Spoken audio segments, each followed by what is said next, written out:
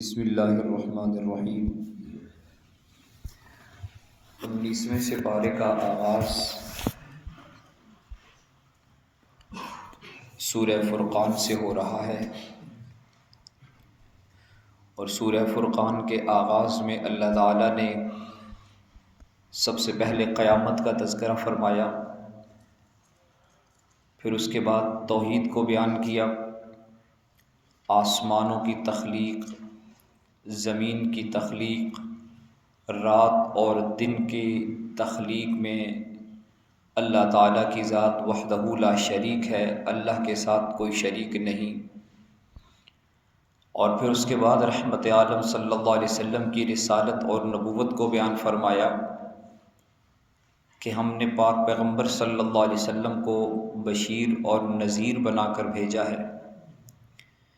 اس صورت کے اختتام میں اللہ تعالیٰ نے ان لوگوں کی صفات ارشاد فرمائی کہ جو عباد الرحمن ہیں، اللہ تعالیٰ کے خاص بندے ہیں۔ ان کی پہلی صفت یہ ہے کہ وہ زمین پر عاجزی سے چلتے ہیں، جاہلوں کی باتوں سے اعراض کرتے ہیں، راتوں کو اٹھ کر اللہ کے سامنے محو عبادت رہتے ہیں، جہنم کے عذاب سے پناہ مانگتے ہیں، خرچ کرنے میں اعتدال کرتے ہیں، فضول خرچی سے بھی بچتے ہیں اور بخل سے بھی بچتے ہیں، شرک سے اجتناب کرنے والے ہیں، قتل ناحق سے بچنے والے ہیں، زنا اور بدکاری سے بچنے والے ہیں، جھوٹی گواہی سے احتراز کرنے والے ہیں، بری مجالس سے اپنے آپ کو بچانے والے ہیں، اور جب قرآن پڑھا جاتا ہے تو کتاب اللہ کا اثر ان کے دل پر ہوتا ہے۔ اور اس صورت کے اختتام میں اللہ تعالیٰ نے نیک بیوی اور نیک اولاد کی دعا ارشاد فرمائی، اور یہ دعا کہ اے اللہ ہمیں ہادی بھی بنا، مہتدی بھی بنا۔ نیک اولاد کے لیے بھی دعا ہے اور نیک زوجہ کے لیے بھی اللہ تعالیٰ نے دعا کی اس صورت کے اختتام میں تلقین فرمائی ہے۔ اس کے بعد 19ویں سپارے میں سورۃ الشعراء، سورہ شعراء میں 7 انبیاء کرام کے واقعات ارشاد فرمائے۔ حضرت موسیٰ علیہ السلام، حضرت ابراہیم، حضرت نوح، حضرت ہود، حضرت صالح، حضرت لوط اور حضرت شعیب علیہ السلام کے تذکرے ہیں۔ اور اس صورت میں قرآن مقدس کا مکمل تعارف ہے کہ اگر آپ قرآن سے پوچھیں تو قرآن آپ کو بتائے گا کہ قرآن کو رب العالمین نے اتارا، روح الامین حضرت جبرائیل علیہ السلام کے ذریعے سے نازل کیا، رحمت عالم صلی اللہ علیہ وسلم کے قلب اطہر پر قرآن کو نازل کیا گیا۔ اور قرآن کے نزول کا مقصد لوگوں کو ڈرانا، لوگوں کو متنبہ کرنا، اور قرآن مقدس کی زبان واضح عربی ہے۔ اس کے بعد شعراء کی مذمت کہ شعراء کے پیچھے اگر لگو گے تو تم گمراہ ہو جاؤ گے، یہ لوگ بے راہ لوگ ہیں اور یہ ہر وادی میں بھٹکتے ہیں، ایسی باتیں کہتے ہیں جو کرتے نہیں، البتہ وہ لوگ مستثنیٰ ہیں جو ایمان لائے اور نیک اعمال کیے اور اللہ تعالیٰ کو کثرت سے یاد کرنے والے ہیں۔ اس کے بعد 19ویں سپارے کے آخر میں سورت شروع ہو رہی ہے جس کا نام ہے سورۃ النمل، اور اس سورت میں حضرت سلیمان علیہ السلام کا تفصیلی واقعہ اللہ تعالیٰ نے بیان فرمایا۔ سورت کا نام اللہ تعالیٰ نے رکھا ہے سورۃ النمل۔ نمل کہتے ہیں عربی میں چیونٹی کو۔ قرآن مقدس میں چیونٹی کے نام پر اللہ نے ایک پوری سورت نازل کی، اور اس کی وجہ یہ ہے کہ اللہ تعالیٰ کی مخلوقات میں چیونٹی ایک بڑی حقیر سی مخلوق ہے جس کی نگاہ بھی چند سینٹی میٹر سے آگے نہیں بڑھ سکتی۔ وہ ساری زندگی بھی اگر سفر کرے تو تھوڑا سا سفر کرتی ہے، لیکن ایک چیونٹی اپنی قبیلے کی باقی چیونٹیوں کے ساتھ رینگ رہی ہے۔ اچانک اسے اللہ کے نبی حضرت سلیمان علیہ السلام کی لشکر کی آمد کے آثار نظر آتے ہیں۔ زمین پر ایسی صدا گھوڑوں کے ٹاپوں کی وہ سنتی ہے تو وہ اپنے قبیلے کی باقی چیونٹیوں سے یہ کہتی ہے کہ اپنی اپنی بلوں میں داخل ہو جاؤ، کہیں ایسا نہ ہو کہ اللہ کے نبی سلیمان علیہ السلام کا لشکر آئے اور وہ گزرے اور تم ان کے گھوڑوں کے قدموں کے نیچے روندی جاؤ۔ ایک چیونٹی نے اپنے قبیلے کی باقی چیونٹیوں کی خیرخواہی چاہی، ہمدردی کا رویہ ان سے رکھا، ان کا خیال کیا، ان کا احساس کیا، ان کی دکھ اور تکلیف کو سمجھا اور اسے دور کرنے کی کوشش کی۔ اللہ تعالیٰ کو اپنے حقیر مخلوق کی یہ ادا عرشوں پہ اتنی پیاری لگی کہ اللہ نے اس ادا کو قرآن بنایا اور چیونٹی کے نام پہ پوری سورت نازل کر دی۔ اس سورہ مبارکہ میں 3 واقعات اللہ تعالیٰ نے ارشاد فرمائے۔ پہلا واقعہ چیونٹی کا تذکرہ ہے، دوسرا واقعہ ایک پرندے کا اللہ تعالیٰ نے بیان کیا، ہدہد کا، اور تیسرا واقعہ اس سورہ مبارکہ میں اللہ تعالیٰ نے ملکہ بلقیس کا بیان فرمایا ہے۔ تینوں واقعات کا تعلق اللہ تعالیٰ کے ایک بڑے عظیم الشان نبی حضرت سلیمان علیہ السلام کے ساتھ ہے کہ اللہ تعالیٰ نے حضرت سلیمان علیہ السلام کی نبوت کو زمین پر بھی جاری کیا اور ہواؤں پر بھی جاری کیا، اور وہ پرندوں کی بولیاں بھی سمجھتے تھے، جانوروں کی زبانیں بھی سمجھتے تھے، جنات بھی ان کے اختیار میں اللہ تعالیٰ نے جنات کو بھی سلیمان علیہ السلام کا تابع بنا دیا، ہواؤں کو ان کے لیے مسخر کیا، ان کے تخت کو ہوائیں لے کر اڑ رہی ہیں، وہ مہینوں کی مسافتیں دنوں میں طے کرتے ہیں۔ اللہ تعالیٰ نے انہیں مادی طور پر بھی حکمرانی عطا فرمائی، روحانی طور پر بھی اللہ تعالیٰ نے انہیں حکمرانی عطا فرمائی۔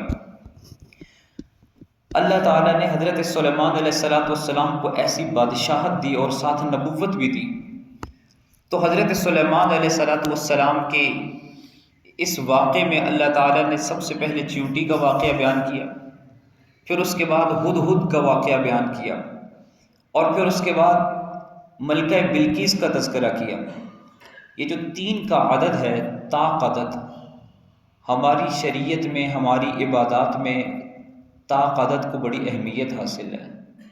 نماز کے بعد کی جو تسبیحات ہم کرتے ہیں وہ بھی طاق ہیں، سبحان اللہ، الحمدللہ، اللہ اکبر۔ آسمان بھی اللہ تعالیٰ نے طاق ہی بنائے ہیں، زمینوں کی تخلیق بھی طاق ہے، موت کے بعد قبر کی وادی میں جو سوال ہوں گے وہ بھی 3 ہی ہیں، طاق سوال ہوں گے۔ اللہ تعالیٰ نے نمازیں بھی 5 ہی ہمارے اوپر فرض کی ہیں، ان کی تعداد بھی طاق ہے۔ طاق عدد کو بڑی اہمیت حاصل ہے۔ اس صورت میں طاق عدد کی بھی بڑی اہمیت ہے۔ جن واقعات کو سلیمان علیہ السلام کے ساتھ اللہ تعالیٰ نے نسبت دی وہ واقعات بھی طاق عدد میں ہیں۔ چیونٹی کا واقعہ ہے، اور پھر اس کے بعد ہدہد کا واقعہ کہ ایک پرندے کو حضرت سلیمان علیہ السلام نے بھیجا، اور اس کو آپ نے جب حاضری لگائی تو پرندہ غائب پایا، وہ پوچھا کہ مجھے ہدہد نظر نہیں آ رہا، تو باقی پرندوں نے کہا کہ اللہ کے نبی وہ کہیں اڑانوں میں مصروف ہوگا۔ اللہ کے نبی نے فرمایا کہ جاؤ اسے فوراً بلا کے لاؤ۔ تو پرندے گئے اور دیکھا کہ ہدہد اڑ رہا ہے، تو انہوں نے کہا بھی تم یہاں اڑ رہے ہو، تمہیں اللہ کے نبی یاد کر رہے ہیں۔ ہدہد فوراً وہاں سے قلا بازیاں کھاتا ہوا حضرت سلیمان علیہ السلام کی خدمت اقدس میں حاضر ہوا، اور حضرت سلیمان علیہ السلام نے اس سے 3 باتیں ارشاد فرمائی۔ سب سے پہلی بات کہ سلیمان علیہ السلام نے حاضری اس کی لگائی، اسے یاد کیا۔ دوسری بات، سلیمان علیہ السلام نے ایک نظام کے متعلق ارشاد فرمائی کہ اگر آپ کوئی نظام بنانا چاہتے ہیں، آپ کی کوئی ورکشاپ ہے، آپ کی کوئی کلاس ہے، آپ کا کوئی ادارہ ہے، آپ کا کوئی سکول ہے، کوئی سسٹم ہے آپ کا، اسے کامیاب تب کیا جا سکتا ہے کہ جب آپ حاضری کا نظام مضبوط رکھیں گے۔ سلیمان علیہ السلام نے حاضری لگائی، اس کو غائب پایا، تو آپ علیہ السلام نے فرمایا کہ لَأُعَذِّبَنَّهُ عَذَابًا شَدِيدًا، وہ میرے پاس آئے میں اسے سخت سزا دوں گا۔ وہ یہاں تک فرمایا کہ اَوْ لَأَذْبَحَنَّهُ، اتنی کڑی سزا دوں گا کہ میں اسے سزا موت دے دوں گا، ذبح کر دوں گا۔ او لیأتینی بسلطان مبین، فرمایا کہ ہاں اگر وہ اپنی غیر حاضری کی کوئی معقول وجہ بتا سکا تو اسے معاف بھی کر دوں گا۔ تو یہ نظام ہے کہ اگر آپ کسی سسٹم کو کامیاب کرنا چاہتے ہیں تو حاضری کا نظام مضبوط کیجئے، اور اگر عذر قابل قبول ہو تو اسے قبول کر کے معاف بھی کر دیجئے۔ تیسرا واقعہ ملکہ بلقیس کا ہے کہ ملکہ بلقیس اپنے سلطنت میں موجود ہیں، اور ملکہ بلقیس کے تذکرے کی صفات اللہ تعالیٰ نے اس سورہ مبارکہ میں ارشاد فرمائی کہ ایک عورت ہو کر ایک نظام سلطنت میں اتنی مضبوط ہے۔ ان کی کامیابی کی جو وجہ اللہ نے ارشاد فرمائی وہ ہے شورا کا نظام، کہ وہ اپنی مملکت کا ہر کام مشورے سے کرتی ہیں اپنی، اور مشورہ بھی صاحب الرائے لوگوں سے لیتی ہیں۔ حضرت سلیمان علیہ السلام نے ملکہ بلقیس کو پیغام بھیجا اور ایک خط لکھا کہ انہو من سلیمان، یہ خط سلیمان کی طرف سے ہے۔ فرمایا کہ انہو بسم اللہ الرحمن الرحیم، اس خط کا آغاز اللہ تعالیٰ کے نام سے کیا، اور پھر اس میں آگے آپ نے اپنا مدعا بیان کیا۔ ملکہ بلقیس نے حضرت سلیمان علیہ السلام کے دربار میں آنے کا ارادہ فرمایا، تو حضرت سلیمان علیہ السلام اپنے دربار میں بیٹھے ہوئے ہیں، اور آپ کے سامنے کرسیاں لگی ہوئی ہیں، اور جنات بھی بیٹھے ہیں، انسان بھی بیٹھے ہیں، علماء بھی بیٹھے ہیں، صحابہ سب بیٹھے ہیں۔ سلیمان علیہ السلام نے فرمایا کہ بھئی تم میں سے کوئی ایسا ہے کہ ملکہ بلقیس کا جو تخت ہے جس پر وہ بیٹھتی ہے، اس کا وہ تخت اس کے ملک سے اٹھا کر میرے ملک میں اس کے آنے سے پہلے لائے۔ تو اس دوران ایک جن کھڑا ہوا، قرآن نے کہا قال عفریت من الجن، کہ عفریت دو کی طرح جن کھڑا ہوا۔ اس نے کہا کہ انا آتی کبھی، اے اللہ کے نبی میں وہ تخت اس کا لے آؤں گا، قبل ان تقوم من مقامک، آپ اپنی جگہ سے اٹھیں گے اور بیٹھیں گے، اس اتنی دیر میں اللہ نے مجھے اتنی قوت دی ہے کہ میں اس کا تخت وہاں سے اٹھاؤں گا اور آپ کے سامنے لا کے رکھ دوں گا۔ سلیمان علیہ السلام نے فرمایا کہ نہیں، مجھے اس سے بھی جلدی چاہیے۔ تو اس پر ایک شخص کھڑا ہوا، مفسرین نے اس کا نام برخیا لکھا ہے تفاسیر میں۔ اس صاحب علم آدمی تھا، اللہ کے نبی حضرت سلیمان علیہ السلام کا صحابی تھا، اللہ نے اسے اسم اعظم کا مقام عطا فرمایا تھا، مستجاب الدعوات بنایا تھا۔ اس نے کہا کہ اے اللہ کے نبی، میں اس کا تخت اس کے ملک سے اٹھا کر آپ کے سامنے لاؤں گا، قبل ان یرتد الیک طرفک، پلک جھپکنے سے پہلے اس کا تخت، آپ آنکھ بند کریں گے تو میں اس کے تخت کو آپ کے سامنے لاؤں گا اس سے پہلے کہ آپ آنکھ کھولیں گے۔ قبل ان یرتد الیک طرفک، نگاہ اٹھنے سے پہلے اس کا تخت آپ کے سامنے لے آؤں گا۔ اس نے تخت لایا، ملکہ بلقیس آپ کے دربار میں آئی، اس نے تخت دیکھا، اللہ تعالیٰ نے ملکہ بلقیس کو اسلام کی دولت عطا فرمائی، اس نے اسلام کو قبول کیا۔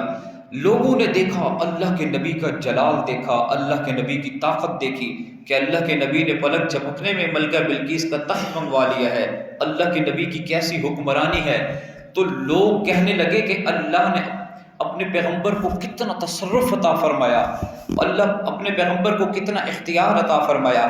جب یہ نگاہیں اٹھیں، سلیمان علیہ السلام نے فوراً وضاحت فرمائی اور کہا کہ جو کچھ تم دیکھ رہے ہو اس میں میرا کوئی کمال نہیں ہے، کائنات کی ساری طاقتیں ایک اللہ کے قبضہ قدرت میں ہیں، وہ جسے چاہے یہ شان و شوکت عطا فرماتا ہے۔